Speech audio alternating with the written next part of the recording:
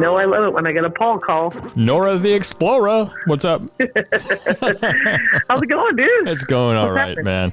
It's going okay. Yeah. I'm calling You about okay? I'm going. Yeah, it's been, it's heavy times, man. It's heavy times. Yes, it is. And so I was calling about the podcast, and I think what I want to talk about this week is I've been going through it like everybody has, and one thing that always gets me out of that is getting out of my head and getting into my hands. So I want to talk about creativity this week, and how we can use it, what's happened to it, where is it, how we can find it, how we can practice it, and how we can bring that into a way where we can solve our way through some of the problems that we're having right now, hopefully. I like it. Yeah. And I think we can't solve the world's problems. We can at least solve the anxiety that I think most people are feeling by getting into it. Yeah, Absolutely. I like that, dude. Absolutely. And this one is for those folks especially who feel like they're not creative, because everyone's creative. Everyone's creative, man. You got to tap into it. So we're going to speak to that this week and talk about creativity, if that's okay with you. I love it. All right. Love it. I love it too. All right. Cool. I'll see you in the studio. See you in the studio on Thursday. Bye.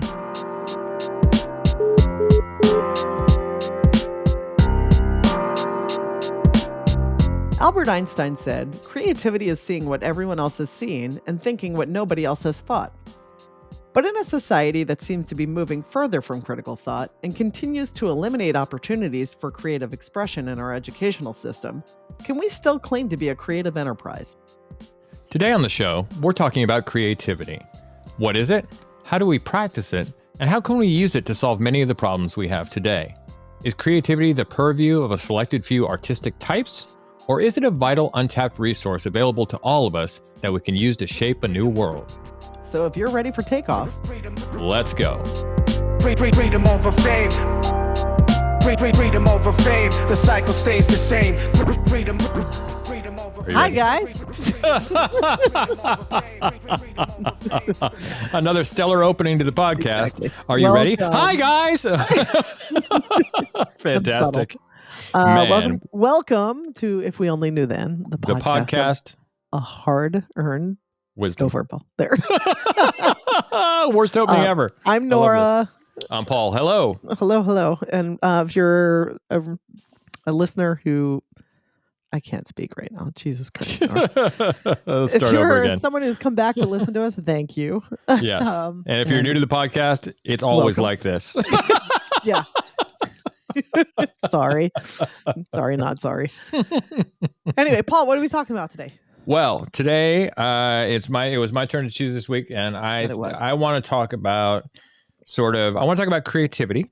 Okay. Right. But I also want to talk about sort of the systematic elimination of CTE and career handwork type classes that have been eliminated from schools. And it's for, you fucked me right out of the gate. I didn't have the paper up yet.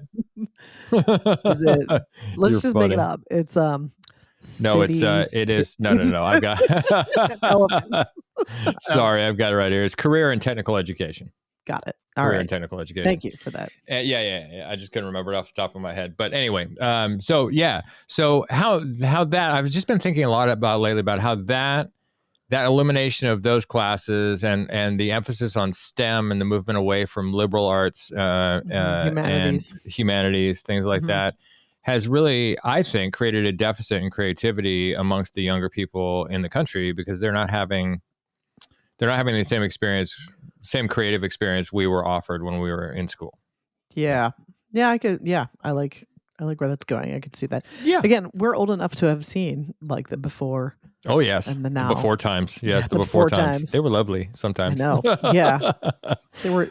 Yeah. They weren't simple, but they were simpler. They were simpler. Yes. And I will say also that the reason I want to talk about this is that I think creativity is how we get ourselves out of the problems that we're in now. I think the lack of creativity, or the lack of being able to have creative thinking around things, is one of our greatest deficits at the moment. And practically, there's also a definite deficit in the trades of people who can do skilled trade work as well. Yeah. So it's not just, but I don't want to talk just about the trades, that's part of it. But I also want to talk about, art and, poetry and other things like that. They're also innovative thinking, and right? innovative thinking. Right. Yeah. Exactly. I like it.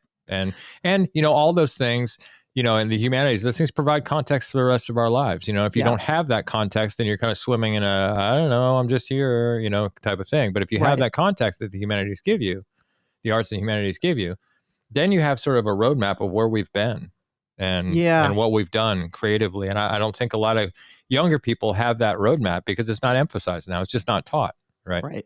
We are, at least in schooling, it seems that the trend in education goes towards, again, creating, it's no longer factory workers, but more of like you said, STEM, right? Which is great. It's great to have, STEM resources. I'm not against STEM at all. I mean, no, we need to balance that. We have to do that, but we need to balance it, right? Yeah, we need to balance that. Not everyone can be going to coding, and not everyone or wants to, and it's it's the educational systems are setting students up not to be whole citizens, and contribute to society in different ways as much as they're making them into worker bees, productive consumers. Exactly. Yeah, exactly. And the world needs a lot less consuming.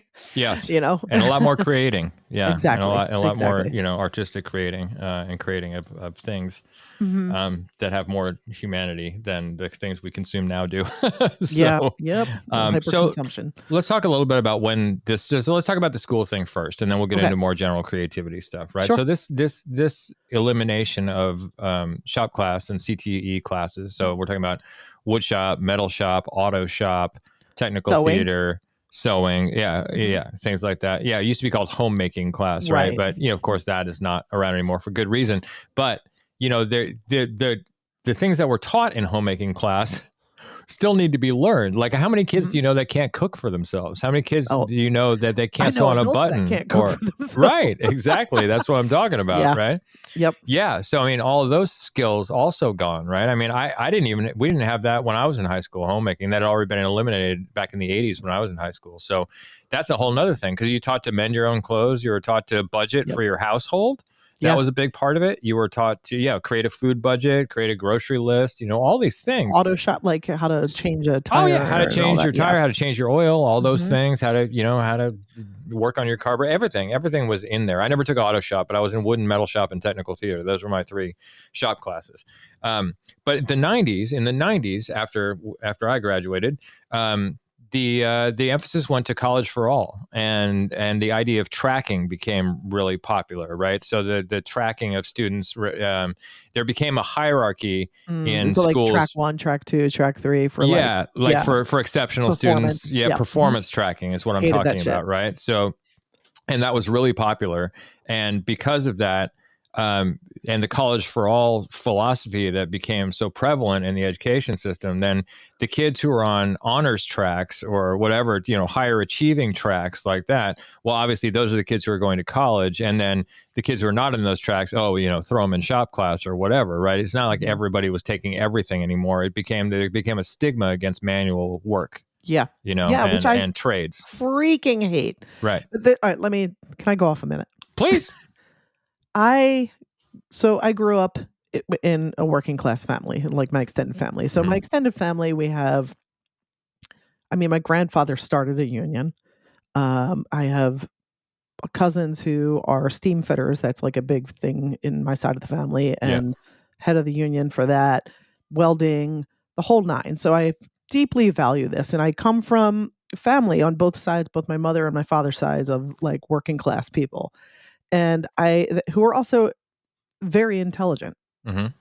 And I hate this idea that the intelligent people who can, who have critical thinking skills are reserved for white collar jobs. Yeah. And that like the blue collar jobs, the working class jobs, the ones that are in the trades, which, by the way, I tell younger people to go into the trades at this point, because going into a trade school, if you're able to, or just becoming an apprentice, within 2 years, you are basically making salary and don't have the student loan debt that so many people who go for higher degrees have, that will spend the rest of their lives paying off. And not only that, but you've got the protection of that union you're in. If you're in a union like plumbers and steam fitters, like your relatives are. I mean, if we still have unions, coming up here. But if we do, I was in IATSE. I was in the theatrical union in San Francisco. And the amount of protections you gain from something like that, amazing. Like workplace safety. I mean, that's what unions are about, right? I mean, if something was unsafe, you just shut the job down and there's nothing anybody could do about it, Yep. Or if, and we worked in concert with the Teamsters and other unions like that. And it was just the amount of protections, medical insurance, guaranteed pay, sick leave, all that stuff that unions provide. Amazing. And not to mention collective bargaining, as well, all those things. Yep. Yeah. And I just, but in particular with the trades, like it's deeply empowering to be able to fix your own house, fix your own car, fix your own shit, without having to like hire out. And also, again, if you can become an apprentice to someone like in plumbing or mechanic or whatever it is, I would say go for it, because again, like I said, you can learn so much, and then start your own company and just make your own bread right there. Far easier than it is to climb the corporate ladder of America, which is its own particular hell, as most people can tell you. Right. I mean, but it's only the most tenacious people who can find their way to that route anyway, because it's so obscured now by everything else, that all the STEM that we're doing. It's not in high schools anymore. So if you're a kid, I mean, in this case, thank goodness for the internet, because you can learn a lot of stuff on YouTube. And you can, a great resource. Excuse me. And you can also get connected to a lot of different places using the internet, of course. But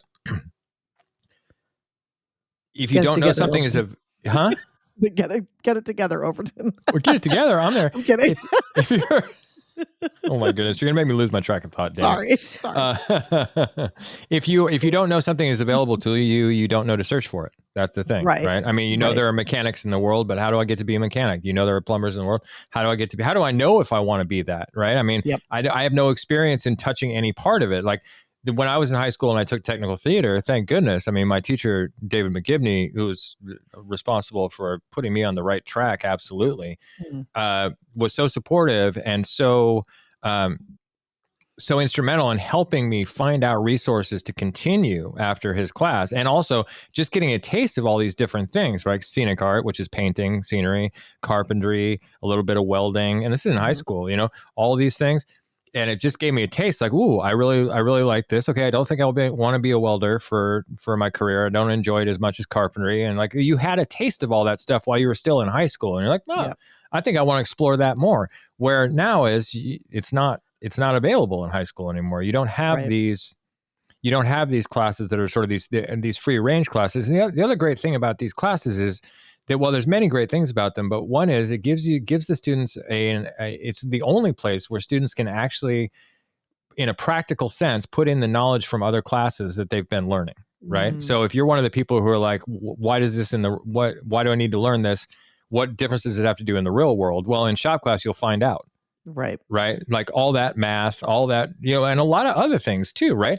I mean, if you're in technical theater and you've read Shakespeare in English, then you've got a leg up on understanding what we're doing. I mean, there's a lot of things you can put to practical advantage in there. Yeah. There's a lot of intersections. There's a lot of intersections between that and everything else. And that could happen in every shop class, not just theater. That practical knowledge, to be able to apply other lessons to, it's just priceless to be able to do that. Then you understand how stuff works, Right.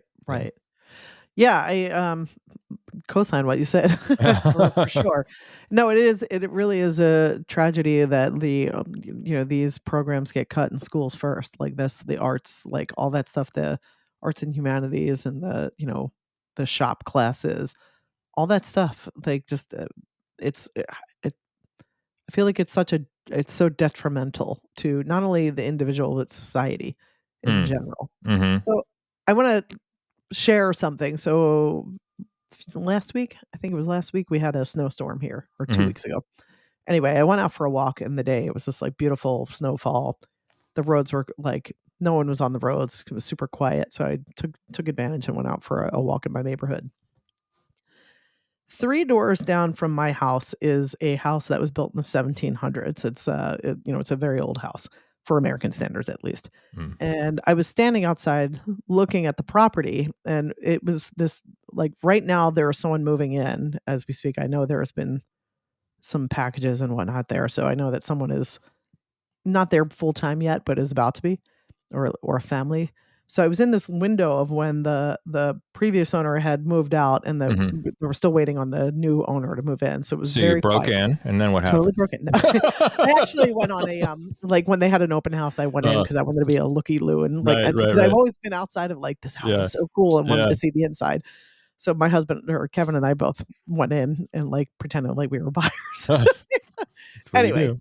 wanted They to don't see care. it. It's a really cool house, but so I was like standing outside of it, just kind of imagining this neighborhood back in the 1700s and what that was like when it was like not as, developed, and it was in the woods, and there's a barn in the back, and there is also like this awesome area for a garden and whatnot. And I was just, it like dawned on me, one of the really cool things about living in this area is that I can travel all over the place in this area, and I am met with stuff built in the 1700s, some in the late 1600s, barns, places that used to be farms and orchards that are like, like original houses, farmhouses. Like, and in Philly, you have, the forefathers, right? And like you Yeah. had Ben Franklin, who was freaking brilliant, man. Walt Whitman, who wrote amazing poetry and wrote like amazing stuff. Ben Franklin was like totally innovative, and it just created so many different things, invented so many different things. But they're looking around this area. I see tangible evidence of people who were makers. Yeah. And it's like the people that started the United States of America were creators, right? They create, and we still like just west of us is Lancaster County, and there's a huge Amish population out there, and people call them all the time because they are excellent woodworkers, Yeah. cabinet makers, furniture Yeah. makers. There's all these places around here that I can see and see the tangible evidence of creative mind and like creating stuff. And I think we have lost so much of that in this country. We outsource so much to other people, other countries to create stuff for us. Yeah. And we have become hyper consumers, including like there's so much that we consume and very little that we're creating. And it's like I think the thing that stands out for humankind is our ability to that's our nature, is to create. Right? And so Yeah. I feel like we're getting further and further from our animal nature that makes us human, and we're just entertaining ourselves to death. Right. I mean, it seemed like, I think we were talking about blogs yesterday, weren't we, when we were like chatting? I remember like the golden age of blogs. I had a blog called Dudecraft, and how different the internet was back then. Yeah. Like it really was, at least in what I was looking at and subscribing to. I mean, it was still a shit show like it is now, of course, but not the kind of shit show that it is now. There was a lot more people who were sort of much more interested in creativity blogs and sharing and also in sharing, and also reading things that were a little bit more long form, not just a 3-second, not a Twitter bullshit not thing. a Twitter, TikTok bullshit thing. Yep. But, something that somebody took many hours to write and or write the instructions to for a project you could do or something like that. We really develop a thought process, right? And really flesh that out. Yeah, and I had the opportunity to talk to a lot of people who subscribed to my blog, and I felt like I had a relationship with these people, and it just feels like, views and likes and everything else now have just taken over the creation process. That's what it's all pointed to. So like when we were dancers, Nora, or I mean, we're still dancers, but when at the height of the swing dance thing, right? When we danced more often, right? There was a certain homogenization that started to take over after a while, after YouTube got invented, right? So at first, you have all these different regional styles. Like if you dance for somebody in Chicago, they felt different than if you dance for somebody from San Francisco. I could dance with someone like a lead, and I could, for the most part, tell you where they were influenced. Where they from? City. What city? Yeah. Yep. Yeah, and back in the day, that used to be even more, right? When a dance craze would travel by train, that's how it got there. Somebody from St. Louis doing St. Louis shag would go down to New Orleans and teach them that, and they'd come back with some whatever Carolina shag or Zydeco dance or whatever, and that's how it pollinated before. But then when YouTube happened, and then when contests became really, so the contests, right? It's like college a little bit. In the other example we were using, right? When contests started, everybody started dancing to what the judges wanted to see and not their personal expression of the music. Win and not to express. Not for joy. Yeah. They're dancing There's for some wins. expression, and don't get me wrong, but like what the primary motivation became was to win the carrot. Yeah. And I see those, I still get sent videos of all the time. Like, look at this routine, and it's some competition routine. I get bored. And it's executed very well, but I'm bored so by it. bored I cannot take it. There's no juice in it whatsoever. Yep. It's been completely sucked dry of anything. Can't fake the funk. Can't fake the funk. There funk. are very few. I can see a lot of really technically proficient dancers on YouTube, and then I'm like, like I'm not no soul. I'm not motivated, but like there's nothing about it that makes me go like, hell yeah, I want to do that. It's just it feels like a hyper polished, like hyper produced movement, like in the same way that like a lot of art, just like I want the humanity in it, right? I want to know the feeling and the emotion behind it, and not the performance of it. And I think, as like speaking of YouTube and TikTok and all these social media platforms, how many times do you come across someone who like the whole idea of like influence culture, the influencer culture, it just really rubs. Again, we've talked about this before. The people change when they know they're being observed. Yeah. There's, like the authenticity. I think it's very hard to be fully authentic. I don't think it's impossible, but I think most people are too busy not knowing how to be authentic because they've performed so much of their life. And that comes through with what they're trying to present to people in like content creation, quote unquote, Yeah. Which does take some effort for people. Like there's some creative like things that come out on like social media. I'm not going to like throw it all in the garbage. Oh, it takes a lot of effort. I mean, that's why it's so sad in some cases. It takes a lot of effort to produce that, Right. Yeah. But what happens is like, okay, people create something for content and then you consume it and then you're like, okay, next. It's like this, like there's not engagement. There's not a lot of like absorbing, thinking about like stuff like create. It's like, it feels like, okay, that was great. What's the next thing to entertain me? Right. Yeah. Yeah. It's like the shift that happened with vaudeville to the radio, right? So when vaudeville started, there's not really widespread radio. Not everybody had one in their house, stuff like that. So you could go on tour on these circuits and you could do the same act night after night after night, if you're a comedian or whatever. But then as soon as broadcasting comes in and it's broadcasted once to all of America, guess what? You got to come up with a new act. Right. And some of those vaudeville cats have been perfecting the same 10 minutes for 20 years or something like that, So it's another like, okay, so now we just got to produce and produce and produce no matter what the quality is. So you no longer have somebody who's honing their craft for 20 years and then presenting it to an audience. You have people who are honing it for, 6 months and then putting it out there and, it's not as good. No. Yeah. No, that makes sense. And that's what's happening more with content creation now too. People used to spend a lot more time on blogging, things like that. And now it's like, what 60 seconds can I put up on the internet that's gonna hook people into, following me more and more, likes, then sponsorships, then whatever. Everybody's trying to make money off the thing. There's the capitalization of it. Yeah. But I also just think the attention deficit that we have because of all these like formats and what that does to creativity. Yeah. And like if we can't hold our attention, if we're so distracted all the time and like, I mean, I see it in myself. Like I have a whole thing in the morning. My routine is pages before swipe. So I actually don't wake up and grab my phone first thing in the morning. Right. Like me neither. My phone is on airplane mode at night. So I'm not getting distracted. Airplane mode does not come off until I have drank some water, I've had some coffee, and I read like a chapter of a book and that I'm reading. And then it's like, all right, maybe I'll take it off of airplane mode to see if anyone needs to get in touch with me. But I don't really touch social media or any of that shit in the morning. Yeah. It's just, hands off. But like even reading books, like I find myself sometimes like I'm like reading something and I'm like, read it 3 times. And then I'm like, hold on, Nora, like just freaking focus, right? Like just focus on pay attention because my brain starts like going off in another. And then I'm like, wait, what did I just read? Hold on. Absorb it. And it's totally from social media, internet shit of like the amount of information we're bombarded with and the content and like the scrolling and all that. When I'm scrolling through social media and I realize I'm just mindlessly scrolling, I'll stop myself and I'll think like, what is it that I'm actually looking for right now? Is it is it entertainment? Is it engagement? Am I looking to connect? Because there are other ways to go about that. Is it just dopamine? Yeah. What Could is be. it? Yeah. I mean, but there are other ways to healthier ways to encourage dopamine in your brain. 100%. Yeah, no question about it.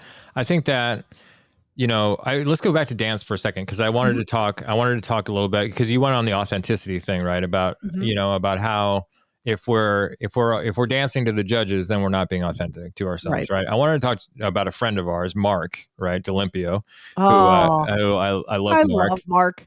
I love Mark. My favorite DJ. A great dude, well, except for me, I'm sure you meant. I mean, but that's fine. Over Paul Overton. No problem. We'll just continue with the show now, I guess. Love you, mean it. Love you too. You and your favorite DJ. Anyway, second favorite DJ. Thank you. There you go. Anyway, Mark was a DJ, but Mark is also a dancer, and the thing about Mark is, and I'm sure he would agree with this, he's not very good at picking up choreography. He's not just like, so I had him in a couple of routines that we were doing and stuff like that, and he did fine, but it took him longer to pick up choreography and stuff like that. And I wouldn't call him a dancer who was trying to most dancers, you get some kind of dance role model, and you're like, oh, I want to model my dance. I like the way that guy looks, or I like the way steal some moves, some style. I'm like, I really like the style of that. It's low and fast, and oh yeah, it's my kind of thing.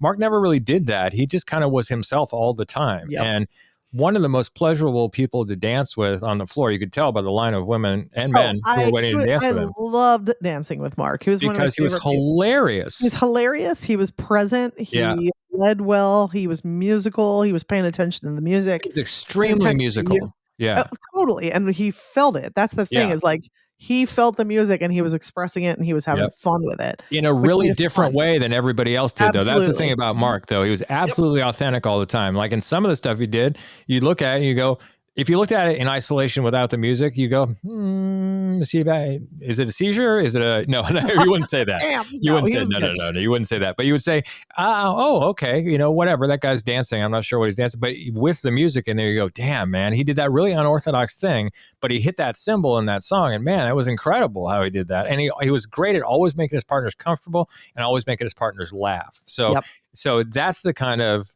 and that's cherished. The kind of cherished. That's the thing that you felt cherished when you danced with Mark. For sure. He was 100%. You were the only person in the room when you danced with Mark, right? And I always try to make my dancing that way too. I always try to make, it's laser focus. It's, it's just you and the partner the whole time. And your responsibility as an ambassador to the dance is to take care of that person and show them the best time you possibly can, while expressing yourself at the same time. That's the beauty of partner dancing altogether, right? So I think we've lost a lot of that in the dance, but I think we've lost a lot of that in our other creative pursuits in the country as well, right? Is that we're all too willing to homogenize whatever we're interested in the service of, looking as cool as the next guy or whatever, while sacrificing who we really are. Yeah, I fully agree with that. Yeah. It's interesting too, because there are some of the older dancers that I really loved and enjoyed because of their authenticity. Yeah. Because of their presence.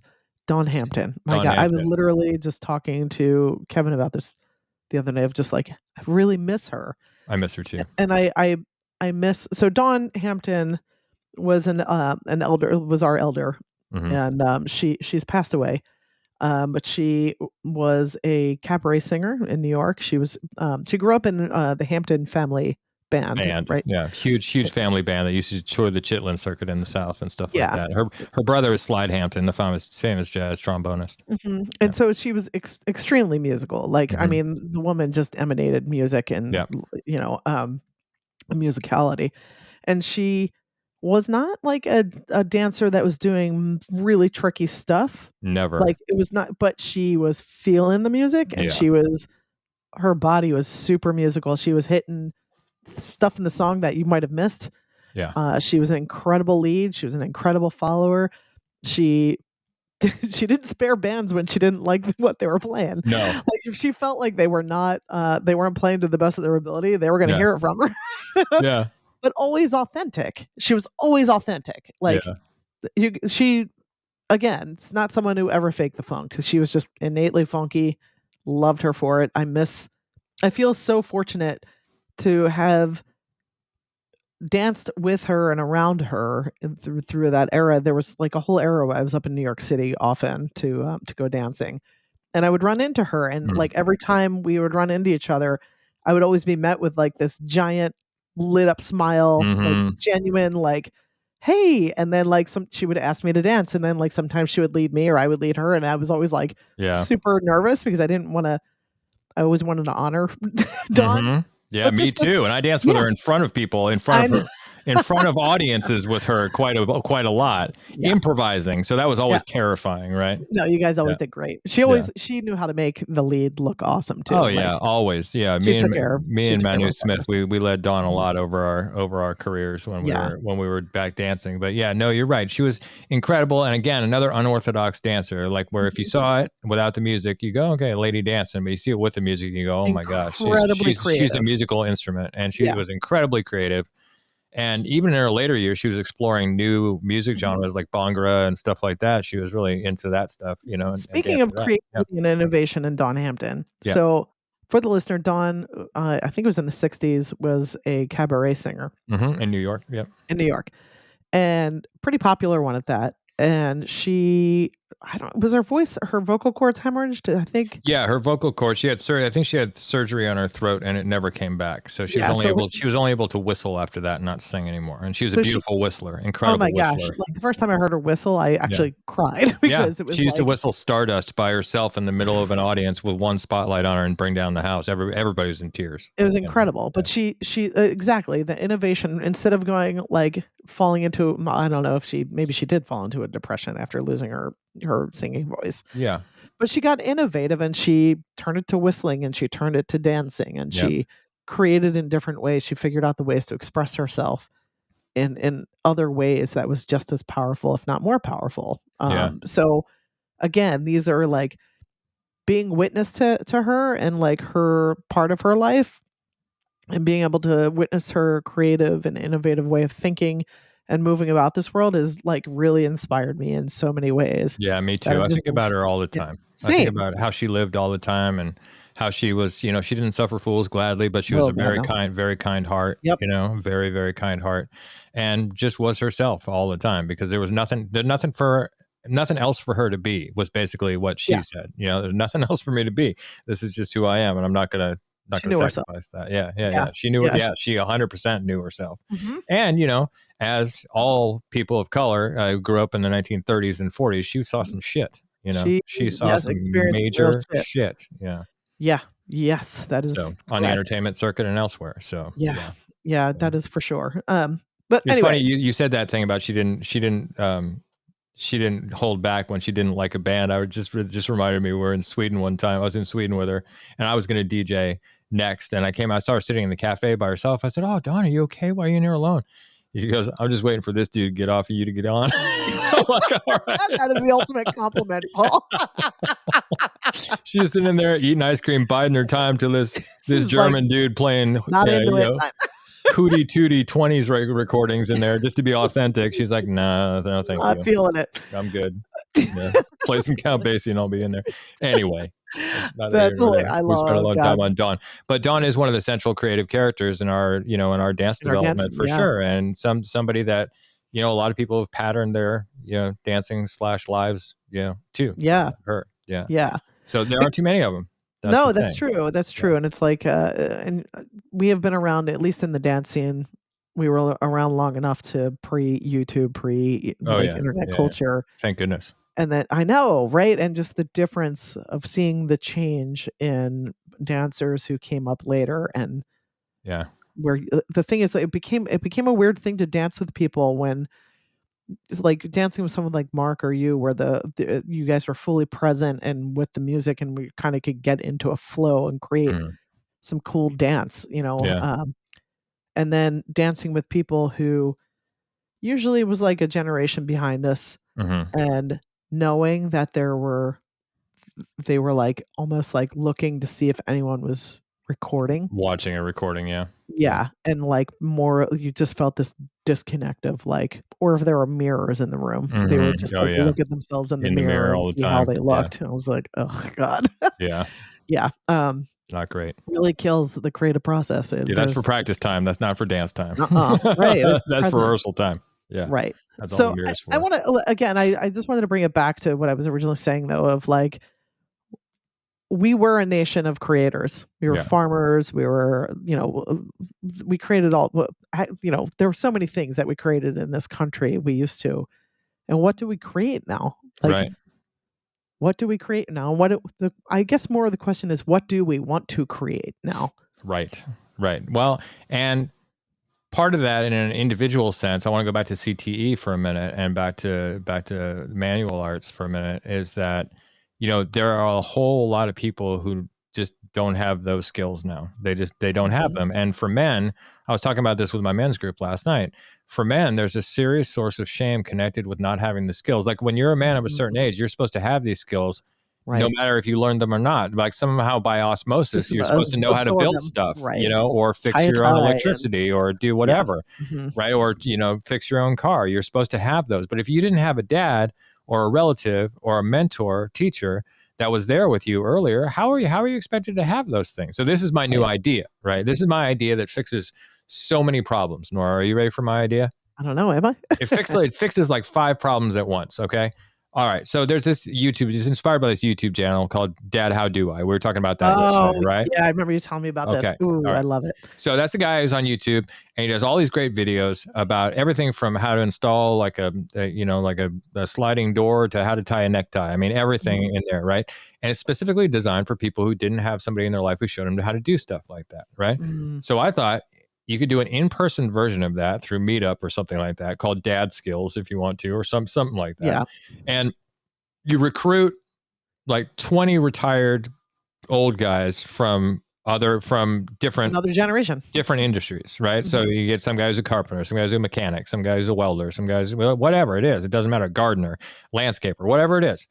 And then you have they get to pass on their knowledge, because as we've talked about before, when an old person dies, it's like a library gets burned down, right? Yep. So you've got all these guys with all these skills who are sitting around watching, like binging Netflix at home, not doing anything because they're not valued anymore in the society. So you take all those guys and you reinvigorate their skills and their well, you have to make sure they can teach. I mean, that's one thing. Right. So there's a vetting process.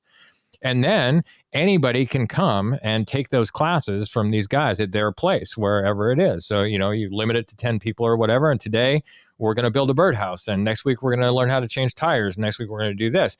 And my idea specifically is for men, because I think that shame button is so hard that we're supposed to have those skills already, that if you made it a co-ed type of thing, you would be bringing that shame a little bit back into it, because we're supposed to have those skills already. Where I'd like to make it like a completely safe environment where men can be like, yeah, none of us have these skills. Let's get to it. Let's do it. Right. We're here to learn it. And so you combat the elderly loneliness epidemic, right? Because you've got old guys out there feeling being necessary useful. And being useful and doing what they do and what they did for years and years and years. You've got, the skills gap is being closed by that, right? And there's a huge skills gap in the country. You got the youth loneliness epidemic being, you're making new friends in there. You're rubbing shoulders with other people. And as we know, men talk shoulder to shoulder. They're not very good at eye to eye. So it's another opportunity to share our lives while learning something and helping each other to get to whatever this goal is in this class, and it's a tremendous opportunity for healing, I think, amongst men to do something like this. So I love that. That's my big new idea that I'm going to implement somehow this year. But I love that. I'm fully in support of that. I also will, like I've reiterated in past episodes, that these are all skills, and like any skill, you can build it. Yeah. Like you can start somewhere and build on that skill and get better at these things. And that includes social skills. It includes all different things. Everything. Yeah, absolutely. Absolutely. There was something, hold on, let me bring it back. There was something I wanted to add to this. Oh, all right. Yeah. Kind of, I mean, it's just something else that it was a note that I wanted to talk about, the creativity killers. And like I said, distraction is one of those, right? Yeah. Like just being distracted all the time. Scroll. Yeah. Scroll. Like, want to be entertained. There's a interesting book I read in college called Amusing Ourselves to Death. Yeah. I remember that book. Yeah. And it kind of touches on this stuff. But the other creativity killer, I think that we don't talk about as much, is anxiety. Right. For sure. And we talk about this with fear of failure and imposter syndrome and all that stuff. But so this is the interesting thing. I heard this concept. It was, if anxiety is a creativity killer, could the inverse be also true, that creativity is an anxiety killer, right? Mm-hmm. And I'm Yeah. like, oh, so if you're like looking, you're like, I'd like to be creative, but you're getting in the way of yourself with anxious thoughts about like, will it be good enough? Or like, I don't know what I'm doing, or any of that stuff.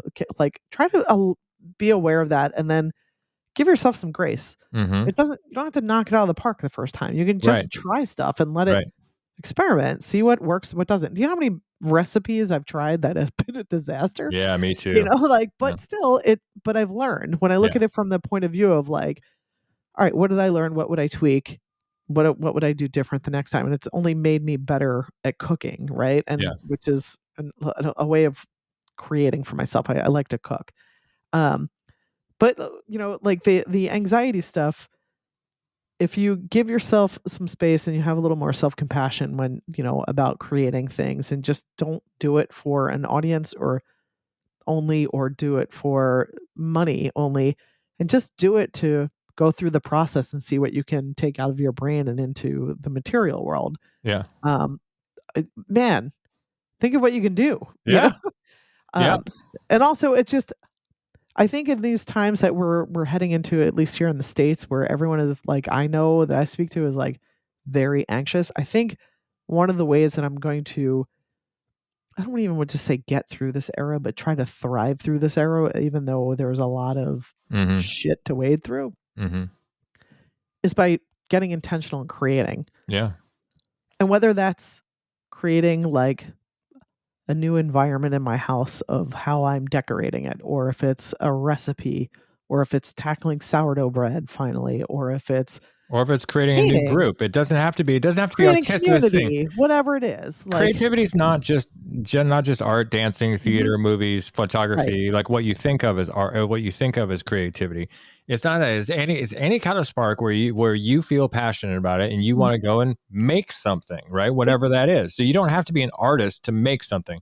I mean, I am an artist, but making my men's group had nothing to do with art. It had to do with getting over myself to, put something out there and have people join it. And then, being not, pushing aside my fears enough about, is it going to be good enough? Will I be able to moderate this? All those things in service of, let's just try it and see. And worst that can happen is I'm going to learn See what something. happens. Yeah, Exactly. And it's the same thing. I was fixing a light at Kat's house this weekend, and there was a problem inside the house that I couldn't fix. We had to call a professional because I'm not going to go all up in her walls and in her house and deal with all this old wiring and stuff that's in there, right? Wiring and stuff. Yeah, not my thing. I mean, if it was fresh wires coming out and the right size, no problem. But it wasn't, And the great thing that we do when we fail now, Kat and I, is like, I said, we're gonna have to call a professional, babe. I'm really sorry. She said, that's okay. What did you learn? And I went, okay, I'll tell you what I learned. Okay. I love that. I learned a lot. I learned a lot about 4-inch round junction boxes, and I learned about how they're attached, and I learned about, I took the light off, and now I learned about how it was attached to the wall to begin with, and all kinds of stuff, but does that help me now? No, I couldn't fix it. Will it help me later? Yeah, probably. Because now I know what all that stuff looks like, So it's a great question to ask. Like, what? Okay. Not I failed. Oh, that's too bad. Okay. What did you learn? I love that. I love that. And it's interesting. You just reminded me that, like, so Kevin is pretty handy around the house. I love, one of the many things I love about him is that he'll look at something and go, I'm just going to try and figure this out. And then he just dives in and he like figures out some things in the process. It takes him a few times, but I love that about him. And he doesn't, I do the majority of the cooking in the house. He cooks, he can cook, like he's got some stuff under his belt, but I don't think he would debate and saying that I'm the stronger cook. And that's only because I do it more, right? It's like the skill building. I pay attention. I research recipes. I like to cook because I like to eat. Yeah. It's really what it is. And I've learned some stuff because I have some friends who are chefs and I have some friends who are amazing cooks, and like they're far better cooks than I am. And so I pay attention when they're cooking, or I ask them questions, and I learn, or I read, and from cooks I love, and just observe. But Kevin has taken upon himself where he was like, hey, can like can we cook some stuff together so I can learn some stuff for you? And I'm like, from Right. you. And I'm like, hell yeah. And so Yeah. like when I'm cooking, he'll be like, wait, why do you do that? Why don't Yeah. you do it this way? And then it forces me to think about why I do things in a particular way. Or sometimes I'm like, I'm trying to layer the flavors. So it's like, or you want to add an acid here, or you want to add a little more salt for balance, or, you know, like things like that, that he's starting to get these concepts that can be applied anywhere that make him, that allow him to be a little more creative in the kitchen. Yeah. You know, so I love that. So it's another way of like, not only just like, what did you learn by failure, but what are you learning by observing? Yeah, that's good. I mean, it's great to talk about that stuff because we all know that the best way to learn something deeper is to teach it anyway, right? So if you can constantly teach each other as a couple, that's amazing. You know, I've been teaching Kat how to dance in the kitchen a little bit, and she I love it. absolutely loves it. And that's the only place I will go dancing is in her kitchen. I will not go out. You know, last night in men's group, they're like, "Oh, why don't you go out to a dance?" I'm like, "No, thank you. There's too peoply." But the kitchen is great, and you know, and it's great. We got some exercise. It was really fun for me to teach again, and the look on her face was amazing. She was having so much fun the entire time. There we Oh were. man, Paul, Yeah, it you're was robbing fun. the world of your awesome dance. Well, sorry about that. Sorry, world. Damn it. You're gonna have to do without me unless you come to the kitchen. You can come to the kitchen. I'll dance with you in the kitchen, but that's it. But I was going to say about the Kevin thing you brought up about him being able to figure out stuff, you know, just looking at something and being like, well, I'll try to figure it out. I read about this great thing yesterday, in fact, called Take Apart Day that they're doing up here where I live in Sacramento, where basically it's just piles of people's electronic junk, like VCRs and stuff like that, get donated to this program. And then kids and their parents just take it apart to see how it works. That's cool. And then they've got a bunch of like people who know how it works around, you know, like basically circulating. Stresses me out. It's like the Rubik's Cube. As soon as you turn it, you're like, yeah, oh, it's done now, right? Yeah, like peeling off the stickers and yeah. I mean, I don't think they fixed anything, but the point is not to fix it. The point is to figure out how it works. Yeah. Just look at it on the inside and plug it in and see, okay, it's a VCR. Oh, the tape head moves like that. And that's what spins this around. I mean, it's an amazing thing for kids just to know how stuff works, because then they're a lot more, liable to be curious and take things apart and also themselves. you just start looking at other things, including like the human body and whatnot, and the wonder of like how this works together. Yeah. And, you know, so it's not just about like the VCR as much as it's about training your brain to look for systems and look for look for and then how figure out your own systems. Like figure out, all right, if like this works this way, what can I build that these things can work together? And that's how true innovation happens, right? Absolutely. I mean, right. Yeah. It's just it's about feeding your brain those sorts of right. And we're good at innovating technology. We're not so good at innovating creativity in this country, I don't think. I mean, innovating art, we used to be. That's the thing. I mean, you look at the 20th century, the history of art in the 20th century, and how many movements there were: art, architecture, dance. I mean, there's so many things, music, so many revolutions happened in that century, where people were pushing the edge of what was, acceptable. And, certainly that starts back with the guys who were Dadaists, who were, like Marcel Duchamp, who entered a urinal into the Paris exhibition and things like that. I mean, those guys were pushing the edge on what art was and what society would accept, and like had a real voice. And those are still the names that we refer to when we refer to art. Name a contemporary artist besides Banksy. You mean right now of Yeah. like a painter that everybody knows. A painter. Yeah, a painter. That everybody knows. That everybody knows. That is if you said their name, like Picasso, everybody knows who Picasso is, right? There are specific like street artists and stuff that I would know, but probably not many other people. Exactly. I mean, you could say like David Hockney, or you could say something like that. Shep Ferry. Yeah, Shep Ferry. Oh, Shep Ferry. Yeah. Who I'd say is more of a graphic designer than he is a painter. But but he's an artist. Yep, for sure. So I mean, I'm just saying that there's a lot less of them to refer to around, and that goes for literature. I mean, look, all the stuff we were assigned to read in junior high and high school, all those people came from the 20th century, Hemingway and all that. I mean, they're also mostly male as well. Let me just say but you had Anais Nin, you had people like that who were also revered as but as for like required reading in high school, most of it was like Mark Twain and 100%. Not gonna argue that. White dudes. But there were icons, right? There absolutely. were icons, and that goes in every arena. There were intellectual icons as well that people looked up to. I mean, we had talked about before about how, James Baldwin would go on shows and debate people for like an hour and a half or 2 hours at a time. Man, the on prime craft, time, and people right? would The watch critical that. thinking and the crafting, it's just The incredible. language, the Oh, language. If you amazing watch the poetry. debate between William F. Buckley and James Baldwin, I mean, the language they both use is almost indecipherable to people today, I think. I mean, these are serious critical thinkers making serious points. And you can like one of them better than the other, Right. but they're not just throwing out soundbite bullshit, right? They're, No. These are educated people that we are looking to, For improve our depth. own thinking, depth, That's the depth, thing. context, understanding, Yes, all the things that we nuance. don't, all the things that we don't have now, right? Everything we do Right. now lacks that context, right? And Absolutely. that's part of what creativity, what part of art, what part of every literature, what part of dance, every bit of creativity informs us by giving us context for what we're experiencing in the rest of our lives. And without that context, we're a poorer nation. We're a poorer people. Yeah. Oh, here's a question. Yeah. Who, like, in more recent years, and by recent years, I'd say the past 10, 20 years, has inspired you by their creative endeavors? That came on the scene in the last 20 It years? doesn't even have to be coming on the scene. It's just like people who are doing things that you're like, this is really different and innovative, or this is something that is reaching me, or it could be musicians, it could be Yeah. any, is there anyone that you can think of? Yeah, I mean, there's tons of people I could think of. Not that everybody would know them, but if I had to name anybody, I mean, there's people who come out who inspire me all the time, and it doesn't have to be high art either. Like Janelle Monáe I love her. inspires me. Yeah. Her dancing, her Well, she's showmanship, she's a so much female of it is James influenced Brown. by I mean, Prince. Prince and James Yeah. Brown. Mhm. I mean, Yep. and the way she dresses and her tuxedos and stuff, and all that, and how she's But you can see the roots out and proud. like the roots are James Brown and Prince and Yeah.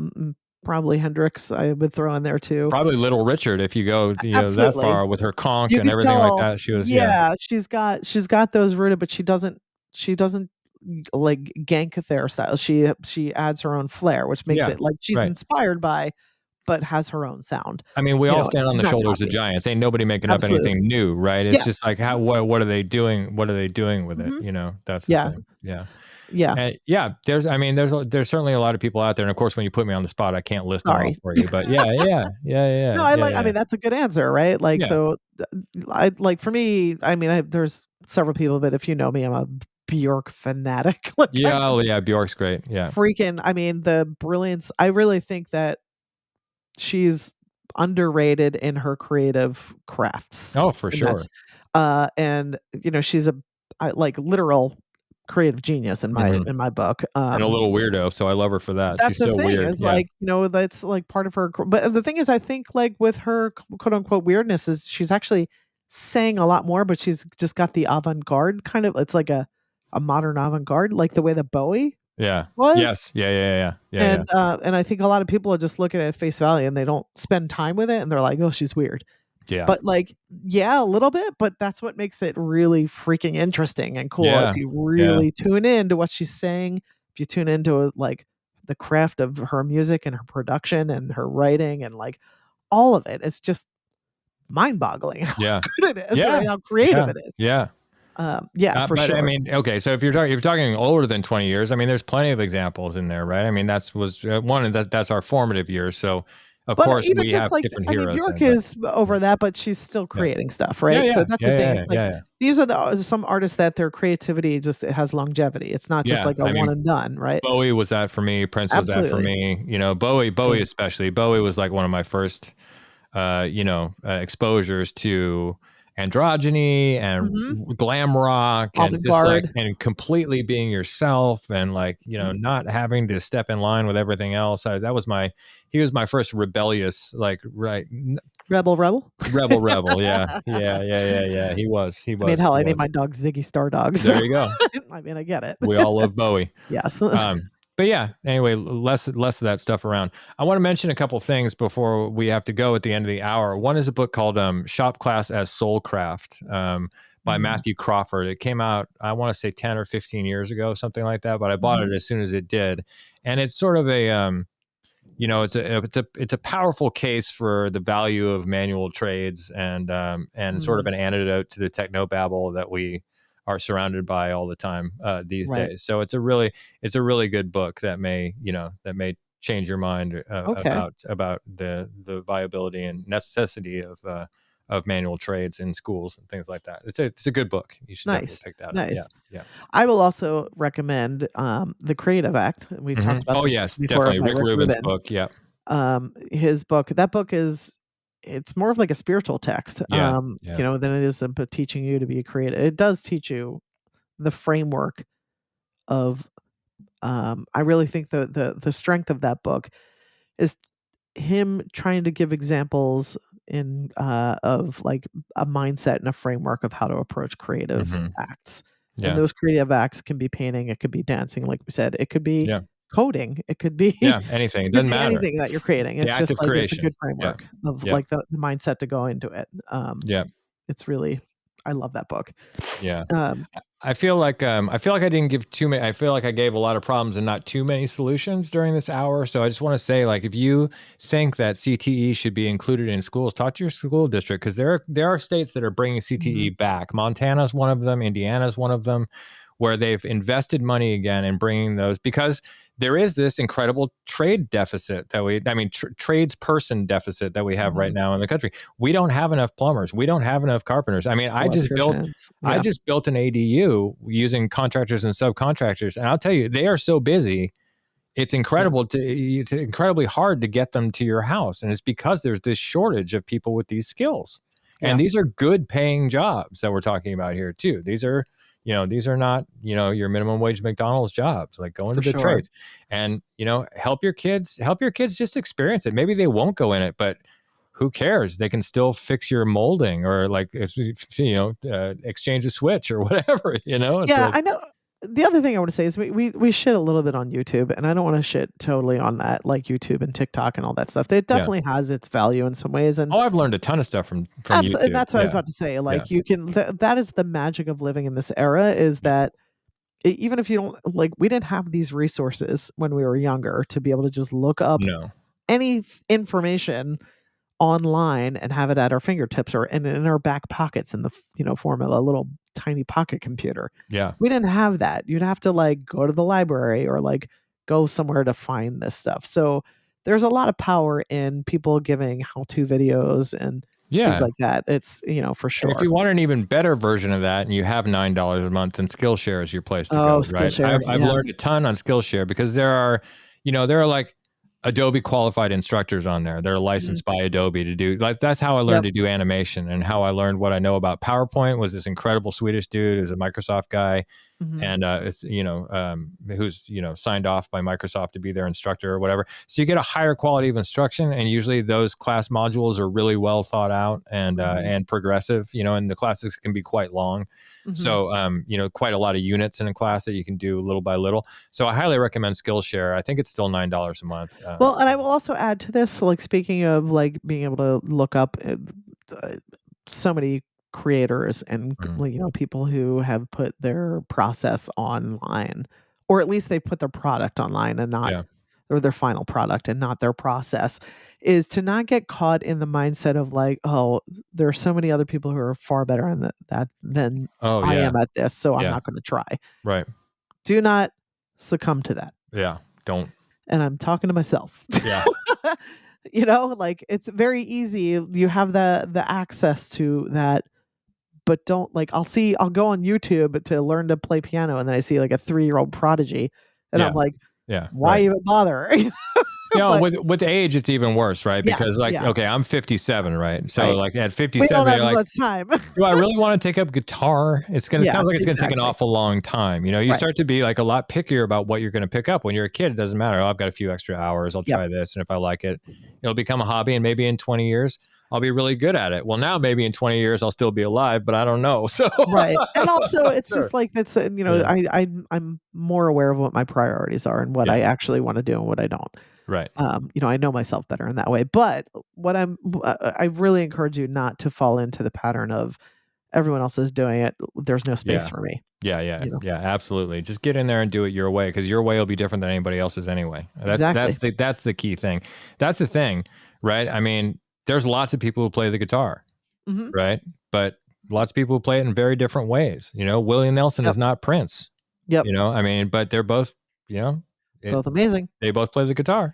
I would even say that if like the guitar is not your like, I would say that there's an advantage often in being more innovative if you don't come from the industry that has taught you how you quote unquote should do it. Right. Yeah. Yep. Because it opens up the avenues in your brain to see the different ways it could be done. Well, rather than falling into the pattern of this is the system to do it. That's almost another kettle of fish, because that's also a critical thinking. You don't know the phrase kettle of fish? Kettle of fish. I've never heard of that. You never heard of that? No, it's all good. But wow. Okay, so the 10 years that separate us, or whatever, or 8 years that separate us, somehow that phrase was never uttered to you. Fish. Yeah, a whole new. Well, that's a fine kettle of fish. You never heard? We're going way off in the weeds here. I think it's very educational. I don't know what you're talking about. The listeners at home going, I'm going to write that down. I'm going to use that. I'm going to use that in conversation more often. I'm sure I will. Riveted. All right, fine. Anyway, you've derailed me now, so I don't know what I was saying, but that's fine. We were talking about the innovative ways of approaching things when you're not taught the systems which has its advantage to learn how to do things. But well, for sure. But then you learn the rules so you can break them, right? It's not so you can keep following the rules. And I think we're in that's what I was going to say is I think we're in an era where keep following the rules is more important than learn them and then break them, right? Because since everything has to make money, if what you're doing is making money the way it is, there's no need to innovate unless there's competition around you, right? Mm-hmm. And this competition-driven innovation isn't the same as creative innovation. Yes. Right. That's one 100%. Thing we should really emphasize, right? That one is about the dollar and one is about personal expression. Yeah. And so yes, we're innovative in this country, but we're not innovative in all ways, right? We're not innovative in all the ways we should very be. Formulaic. Very formulaic, very homogenized. Mm-hmm. Everybody's copying everybody else and doing everything, trying to copy some kind of success formula. Yep. That works. And there's a billion videos on YouTube about here's my 5-step formula to making $25,000 in 5 days, or here's 5 steps to make it as a commercial artist, or here's 5 steps to whatever it is. It doesn't matter. Those are extremely popular because people just want it's like when people start dancing, they just want the information. They don't want to hear about the creative part of it. That's why you can't teach beginners about improvisation at all, right? Because they're too busy just learning step here, step there, right? Yeah. But the goal of learning to dance is to leave all that stuff. You get to a point where you stop counting and you just feel the music. You don't think about where your feet are. You only think about where your partner is, right? Mm-hmm. And so if you don't have that context of well, this is what it could be, then you're going to just stay with what it is, and you're not going to innovate. Especially if the rest of society is going, oh no, it's fine that way. Please don't. We're making money, right? Don't change it. Why do we need a new Coke? Old Coke is doing great, that kind of thing. So. No, that makes a lot of sense. You're exactly right. Well, we are at an hour. We're at an hour. We're at an hour. Let's go 2. I've got a lot more to say. Just kidding, listeners. Wrap it up. They're like, please wrap this rambling podcast up. Well, totally kidding. What was it? Let's wrap it up. What was our whole point of doing this entire thing? No, I'm just kidding. It was essentially tell people that start creating, less consuming, right? Try to weed out the consumption and balance that with more creating. And that can be writing, that can be cooking. I mean, whatever it is, it could be anything. But go ahead. Go ahead. No, go ahead. I was saying because this is our way, like you mentioned before, and I just want to hammer this home.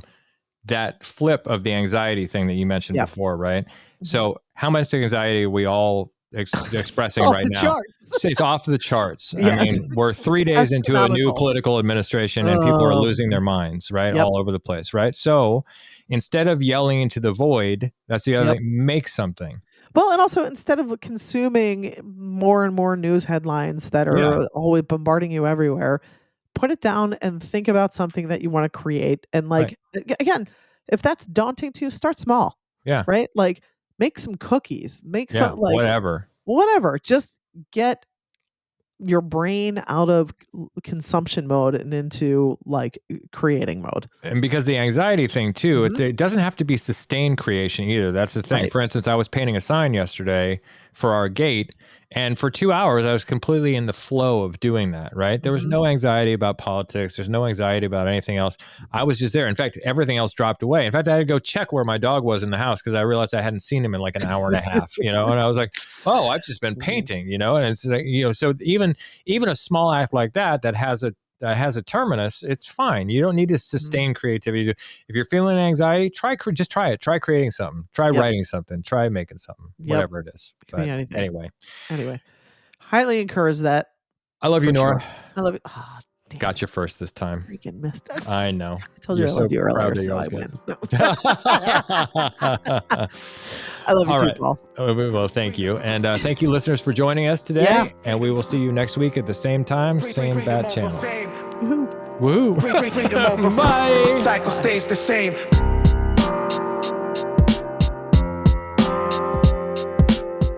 If you'd like to get in touch with us about anything you've heard on the show, please feel free to drop us an email at ifweonlyknewthenpod@gmail.com.